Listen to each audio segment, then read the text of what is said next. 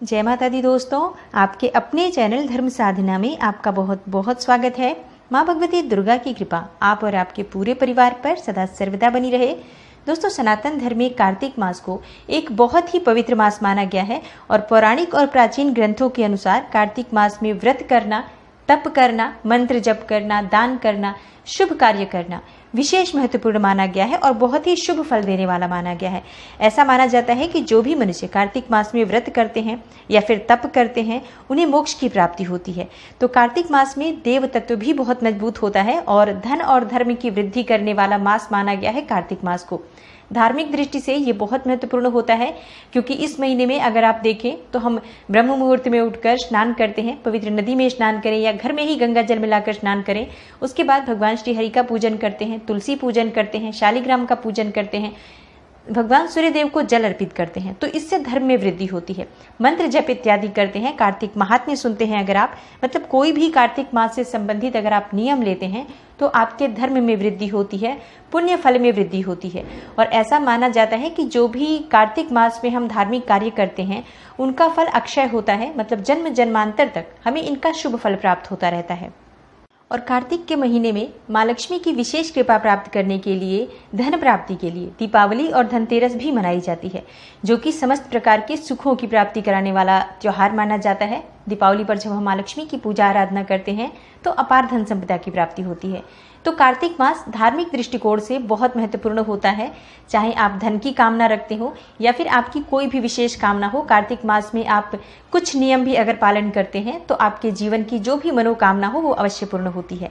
ये कहा जाए कि कार्तिक मास भाग्योदय कराने वाला मास होता है तो बिल्कुल भी अतिशयोक्ति नहीं होगी, क्योंकि इस महीने में जो हम धार्मिक कार्य करते हैं, शुभ कर्म करते हैं, उनसे भाग्य में वृद्धि होती है।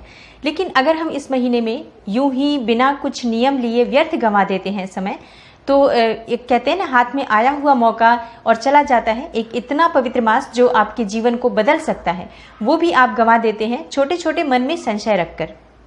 जैसे कई भक्त कार्तिक मास के नियमों का पालन करना चाहते हैं, कार्तिक में स्नान करना चाहते हैं, लेकिन मन में कुछ संशय होने की वजह से वो नहीं कर पाते हैं। तो आप लोगों के कुछ प्रश्न आए हुए हैं कमेंट बॉक्स में। जो वीडियो कल गई थी उस वीडियो के नीचे कमेंट बॉक्स में आपने कुछ प्रश्न दिए हैं। उन्हीं प्रश्नों के बारे में, आपके सभी संशय के बारे में आज की वीडियो में बात करने वाली हूँ। तो वीडियो को पूरा ज़रूर देख लीजिए और अगर आपको आज की वीडियो अच्छी लगे तो लाइक भी ज़रूर कर दीजिए, शेयर कर दीजिए फैमिली फ्रेंड्स के साथ। और चैनल पर पहली बार आए हैं, अगर अभी तक आपने मेरे चैनल को सब्सक्राइब नहीं किया है तो चैनल को सब्सक्राइब करके बेल बटन को ज़रूर प्रेस कर लीजिए। इससे ये होगा कि इस चैनल पर अपलोड होने वाली नई वीडियोज़ की नोटिफिकेशन आपको सही समय पर प्राप्त हो जाएगी। पहला जो आपका प्रश्न आया हुआ है, कार्तिक स्नान अगर करना चाहे तो क्या व्रत करना आवश्यक है? देखिए, कार्तिक मास के कई सारे नियम होते हैं जो मैं आगे आपको वीडियो में देने वाली हूँ कि कार्तिक मास के कितने नियम होते हैं और उनमें से आप कुछ नियम भी पालन कर लेते हैं तो आपके जीवन की समस्त कामनाएं पूर्ण हो जाती हैं। तो कार्तिक मास के कई सारे नियमों में एक नियम है कार्तिक स्नान करना, कि आप ब्रह्म मुहूर्त में उठें, पवित्र नदी में स्नान करें, या फिर पवित्र नदी में नहीं जा सकते हैं तो घर में ही जल में गंगा जल मिलाकर, मतलब गंगा जल में जल मिलाकर आप स्नान करें। गंगा जल में जल कैसे मिलाया जाता है, क्योंकि जब आप स्नान करते हैं तो ये भूल जाते हैं, बाल्टी भरी हुई होती है और उसके ऊपर आप थोड़ा सा गंगा जल डाल देते हैं तो ये गंगा जल नहीं होता है। देखिए, जब भी आप गंगा जल मिलाते हैं, आप सबसे पहले खाली बाल्टी में गंगा जल डालेंगे, चाहे 2 बूंद डाल दीजिए, और उसके बाद आप जितना भी पानी मिलाना चाहें वो गंगा जल के समान ही होता है। तो इस प्रकार से हमें घर में अगर स्नान करना है तो गंगा जल मिले हुए जल में स्नान करना चाहिए। तो अगर आप स्नान करना चाहें तो सिर्फ स्नान करके और इस नियम का ही पालन कर सकते हैं कि सिर्फ आप पूरे कार्तिक स्नान करेंगे और आपको व्रत की कोई आवश्यकता नहीं। व्रत का नियम अलग होता है। अगर आप व्रत भी करना चाहें तो जैसे कि जो लोग, बहुत से लोग हैं जो कार्तिक मास में स्नान भी करते हैं, व्रत भी करते हैं, मंत्र जप भी करते हैं और कई सारे नियम वो एक साथ करते हैं। तो ये कई सारे नियम अलग अलग होते हैं, उनमें से आप जितने नियम लेना चाहें ले सकते हैं। जैसे कि कार्तिक मास में शालिग्राम पूजन, तुलसी पूजन, दीपदान, इस तरह के बहुत सारे अलग अलग नियम होते हैं। तो सभी नियम अलग अलग हैं, आप कोई भी एक नियम ले सकते हैं। अगर आप सिर्फ कार्तिक में स्नान करना चाहते हैं तो ये बहुत ही शुभ फल देने वाला होता है। ऐसा कहा जाता है कि जो भी मनुष्य सुबह उठकर ब्रह्म मुहूर्त में भगवान श्री हरि को स्मरण करके और उसके बाद पवित्र नदी में स्नान करता है या जल मिले हुए गंगा जल में स्नान करता है तो इससे भगवान श्री हरि की कृपा प्राप्त होती है, असीम कृपा प्राप्त होती है।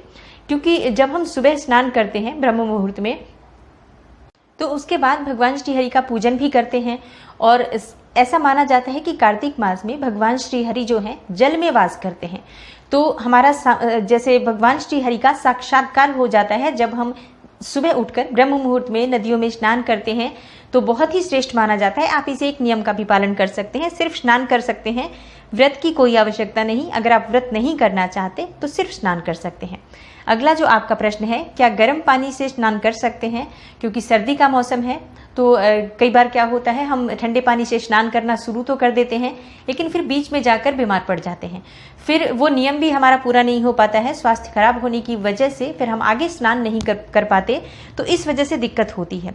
तो ऐसे में अगर आप नहीं स्नान कर पाते हैं ठंडे पानी से, वैसे शास्त्रों में कहा गया है कि आप ठंडे पानी से यानी कि नदियों में स्नान करें, पवित्र नदियों का पानी जो कि बहुत ठंडा होता है उनमें स्नान करना होता है। लेकिन अगर ऐसा संभव ना हो कि आप ठंडे पानी में स्नान करें, तो बेशक आप गर्म पानी में स्नान कर सकते हैं। क्योंकि अगर आप सिर्फ ठंडे पानी में स्नान की वजह से कार्तिक स्नान छोड़ते हैं तो आपका पूरा कार्तिक मास यूं ही व्यर्थ चला जाएगा। जबकि अगर आप प्रातःकाल उठकर गर्म पानी से ही सही पर आप स्नान कर लेंगे, तो उसके बाद भगवान श्री हरि का पूजन करेंगे, तुलसी पूजन करेंगे, दीप दान करेंगे, तो इन सभी का पुण्य फल तो आपको प्राप्त होगा। मतलब कार्तिक मास में, जैसा मैंने पहले भी कहा, कोई भी एक नियम लीजिए, कुछ तो कीजिए, इतना शुभ मास होता है, हम यूं ही व्यर्थ नहीं कर सकते हैं। तो अगर आप गर्म पानी में नहाना चाहते हैं, बेशक नहाइए, क्योंकि इसके बहाने से आप सुबह जल्दी उठेंगे और स्नान करने के बाद आप पूजन इत्यादि करेंगे। कथा भी सुनना चाहे तो कार्तिक महात्म्य की कथा सुन सकते हैं, विष्णु सहस्त्र नाम का पाठ कर सकते हैं। तो तमाम ऐसे कार्य हैं, शुभ कार्य हैं, जिनके द्वारा हम कार्तिक मास का लाभ ले सकते हैं और शुभ फल प्राप्त कर सकते हैं। इसके अलावा पुण्य अर्जित कर सकते हैं, जो कि बहुत आवश्यक है, क्योंकि ये मास जो है पुण्य अर्जित करने का ही मास है, धर्म में वृद्धि करने का मास है। और अगला जो आपका प्रश्न आया है, जिसका पति न हो तो वो क्या कार्तिक स्नान, कार्तिक में पूजा कर सकते हैं? जी हाँ, बिल्कुल कर सकते हैं। भगवान की पूजा पर, भगवान की भक्ति पर, मंत्र जप पर और कार्तिक स्नान पर सबका बराबर अधिकार है। तो अगर आपके पति हैं तो भी कर सकते हैं, बच्चे हैं तो भी कर सकते हैं। जैसे मैंने कल की वीडियो में बताया, किसी भी उम्र में कोई भी जिसकी श्रद्धा अंदर से हो भगवान श्री हरि के ऊपर, कार्तिक मास का वो पुण्य फल प्राप्त करना चाहता है, वो भगवान श्री हरि का पूजन कर सकता है, कार्तिक मास में स्नान कर सकते हैं। इसके अलावा इस पूरे महीने का शुभ फल अगर आप पाना चाहते हैं तो पूरे कार्तिक मास में शालिग्राम का पूजन कर सकते हैं। और कोई भी कर सकता है, अगर आपके पति नहीं है तो भी आप स्नान, पूजा, मंत्र जप, कार्तिक महात्म्य इत्यादि सभी चीजें सुन भी सकती हैं और पाठ भी कर सकते हैं। अगला जो प्रश्न है वो पिछली बार भी कई बार आया था। हर वीडियो के नीचे आप लोगों के कमेंट आते हैं कि ब्रह्मचर्य का पालन ना कर सके तो क्या कार्तिक स्नान नहीं करना चाहिए? देखिए, ऐसा कई बार होता है, जैसे कि इस महीने में ये नियम है कि ब्रह्मचर्य का पालन करना चाहिए। कार्तिक स्नान करने वालों को ब्रह्मचर्य का पालन करना चाहिए। या फिर जो लोग कार्तिक स्नान नहीं भी करते हैं, वो भी इस महीने में अगर ब्रह्मचर्य का पालन करते हैं तो बहुत ही शुभ फल की प्राप्ति होती है। ब्रह्मचर्य का पालन करने से मन शुद्ध रहता है, सात्विक रहता है, विचारों में भी सात्विकता आती है। निस्संदेह हम जो भी कोई व्रत करते हैं, चाहे छोटा सा भी कोई व्रत करते हैं, एक दिन का, गुरुवार या सोमवार का भी व्रत करते हैं, एकादशी जैसे व्रत भी करते हैं, तो सबसे पहले नियम होते हैं पूर्ण रूप से ब्रह्मचर्य का पालन करना। तो इसलिए हम ब्रह्मचर्य का पालन करते हुए जब कोई भी व्रत करते हैं तो उसका बहुत शुभ फल प्राप्त होता है। लेकिन ये पूरा महीना, एक महीना जो होता है, इसमें अगर आप स्नान करना चाहते हैं और पति पत्नी के बीच में ऐसी स्थितियां हैं कि आप जैसे ब्रह्मचर्य का पालन नहीं कर पाते हैं, एक साथ इस तरह के सामंजस्य नहीं बैठ पाते हैं ब्रह्मचर्य का पालन ना कर पाने के, तो आप सिर्फ स्नान कर सकते हैं। और भी बहुत सारे काम हैं, जैसे कि आप तुलसी पूजन कर सकते हैं, दीप दान कर सकते हैं, सभी चीजें कर सकते हैं आप। क्योंकि सिर्फ ब्रह्मचर्य का पालन नहीं कर पाते, इसलिए पूरा कार्तिक मास छोड़ दें, स्नान ना करें, पूजा ना करें, तुलसी पूजन ना करें, तो ये पूरा महीना यूं ही व्यर्थ हो जाएगा। किसी भी प्रकार का कोई शुभ फल हमें प्राप्त नहीं होता। तो इसलिए आप अगर नहीं कर पाते ब्रह्मचर्य का पालन, क्योंकि ऐसा करने की वजह से कई बार पति पत्नी के बीच में बहुत अधिक कलह क्लेश होता है कि जैसे कि आपने नियम तो ले लिया कि आप ब्रह्मचर्य का पालन करेंगे और नहीं कर पाते हैं, तो बाद में कलह क्लेश भी होता है और कई बार नियम खंडित भी होता है। तो खंडित होने पर दोष लगता है। इसलिए आप इस नियम का पालन शुरू में ही ना करें अगर आपके बीच में इस तरह का सामंजस्य नहीं बन रहा है। और हाँ, अगर कर सकते हैं ब्रह्मचर्य का पालन तो जरूर करना चाहिए, क्योंकि इस महीने में हम जितना अधिक भगवान के करीब रहेंगे, जितना अधिक हम भगवान श्री हरि के करीब रहेंगे, उतना ही अधिक पुण्यफल भी हमें प्राप्त होगा। तो अगर कर पाते हैं ब्रह्मचर्य का पालन तो बिल्कुल ही श्रेष्ठ है, लेकिन नहीं कर पाते हैं तो आप बाकी के सभी कार्य करिए, जैसे कि स्नान भी कर सकते हैं, आप दीपदान भी कर सकते हैं, तुलसी पूजन भी कर सकते हैं, और जिस तरीके से भी आप जितना अधिक से अधिक शुभ फल अर्जित कर सकते हैं इस मास के नियमों का पालन करते हुए कर सकते हैं। और हाँ, कुछ विशेष तिथियां होती हैं जिनमें आप ब्रह्मचर्य का पालन भी जरूर कीजिए, जैसे कि एकादशी है, त्रयोदशी है, धनतेरस, दीपावली। तो ऐसे जो समय होते हैं या पूर्णिमा है, अमावस्या है, इन तिथियों पर आप जरूर ब्रह्मचर्य का पालन कीजिए, क्योंकि इसमें कुछ विशेष तिथियां होती हैं जिनमें ब्रह्मचर्य का पालन ना करने का बहुत दोष लगता है। तो इस तरह से आप पूरे कार्तिक मास में आपसे कार्तिक मास के जितने नियम पालन करना संभव हो उन नियमों का पालन कर सकते हैं।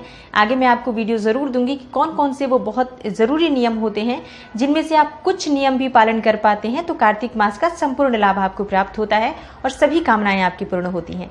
तो जितना भी संभव हो हमें कार्तिक मास में अवश्य करना चाहिए। और इसके अलावा कोई भी एक संशय हो उसे लेकर किसी भी प्रकार से कार्तिक मास को यूं ही व्यर्थ न गंवाएं। जो भी एक प्रश्न आपके मन में उठता है उस संशय को, उस विचार को मन से निकालकर और पूरी तरह से भगवान श्री हरि के चरणों में समर्पित होकर इस महीने में अधिक से अधिक पुण्य अर्जित करें, अधिक से अधिक धार्मिक और शुभ कार्य करें, जिससे कि आपका जीवन खुशहाल हो। और कोई भी कामना होती है, ऐसा कहा जाता है कि कार्तिक मास में की गई पूजा से, आराधना से समस्त प्रकार के सुखों की प्राप्ति होती है, समस्त प्रकार की कामनाएं पूर्ण होती हैं। तो बहुत ही शुभ फल देने वाला ये मास है। इस महीने में जितना संभव हो आप पूजा प्रार्थना, भगवान श्री हरि की पूजा करें, मंत्र जप ले सकते हैं आप जितना भी संभव हो। प्रतिदिन के हिसाब से आप कोई भी एक मंत्र लेकर और प्रतिदिन उसका जप करें। तो ऐसा माना जाता है कि इस महीने में किए गए मंत्र जप और तप का फल जन्म जन्मांतर तक हमें शुभ फल के रूप में प्राप्त होता है। तो आशा करती हूँ आज की वीडियो से आपको लाभ अवश्य होगा। और अगर आपको आज की वीडियो अच्छी लगी हो तो लाइक ज़रूर कर दीजिए, शेयर कीजिए फैमिली फ्रेंड्स के साथ। चैनल पर पहली बार आए हैं, अगर अभी तक आपने मेरे चैनल को सब्सक्राइब नहीं किया है तो चैनल को सब्सक्राइब करके बेल बटन को ज़रूर प्रेस कर लीजिए। इससे ये होगा कि इस चैनल पर अपलोड होने वाली नई वीडियोस की नोटिफिकेशन आपको सही समय पर प्राप्त हो जाएगी। मैं मिलती हूँ आपसे अगली वीडियो में, तब तक के लिए नमस्कार।